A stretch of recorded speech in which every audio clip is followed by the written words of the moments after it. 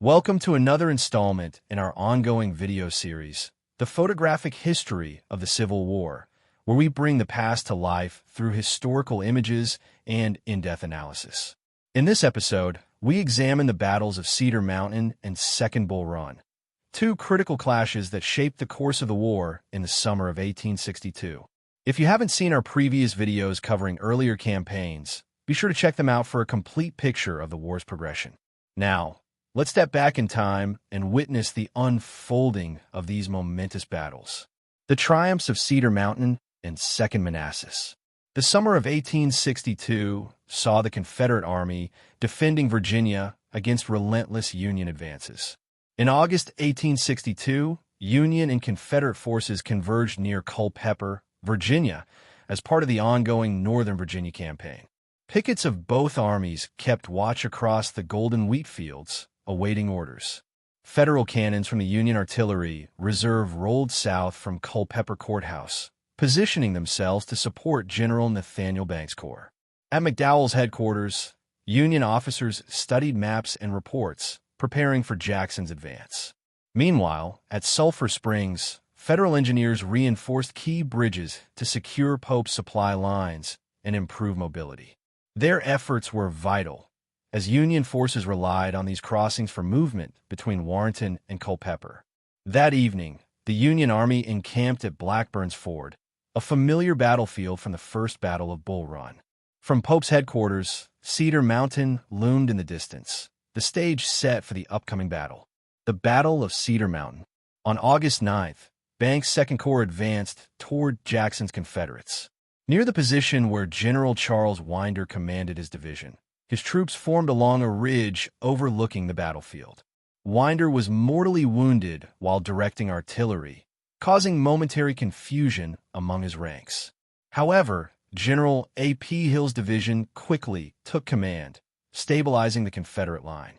On the Union side, General Samuel Crawford's brigade, composed primarily of Pennsylvania regiments, led a determined assault on the Confederate left flank.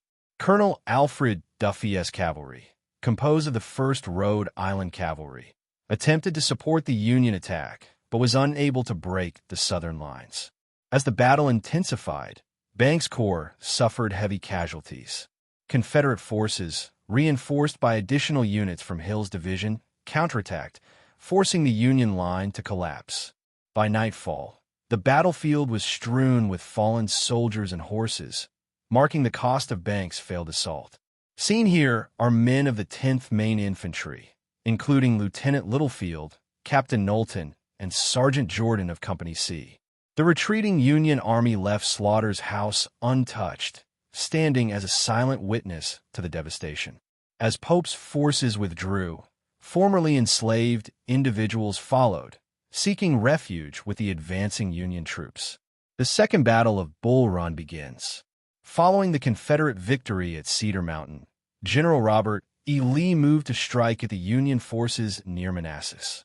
As Pope's army fell back, General Franz Sigel's corps recrossed the Rappahannock River, maneuvering to defend against Jackson's flanking movements.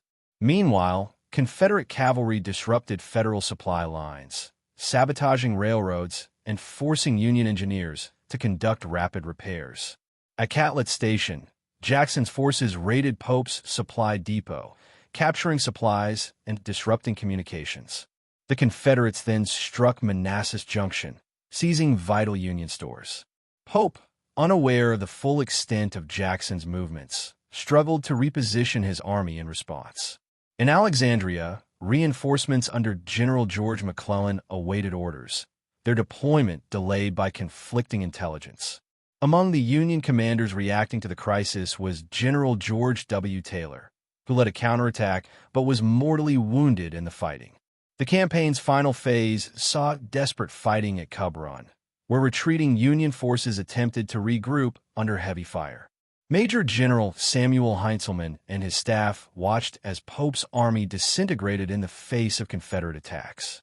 Amidst the Confederate pursuit, Major General Richard S. Ewell was wounded in action, forcing his replacement in the field.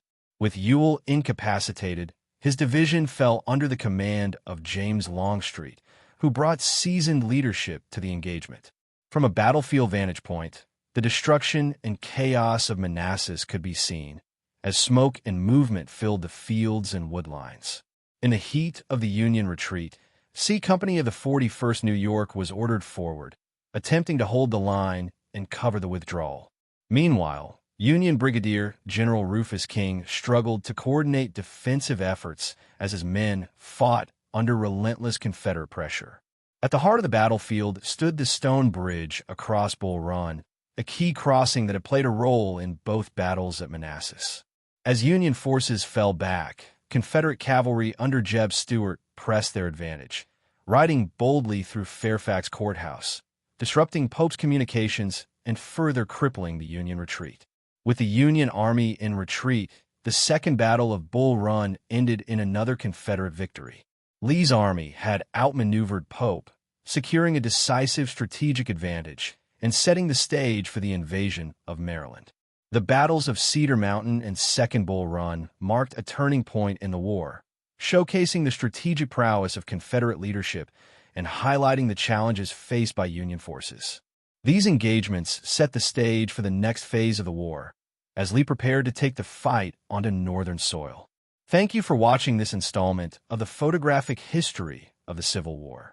If you enjoyed this deep dive into these pivotal battles, be sure to like, subscribe, and hit the notification bell to stay updated as we continue this series.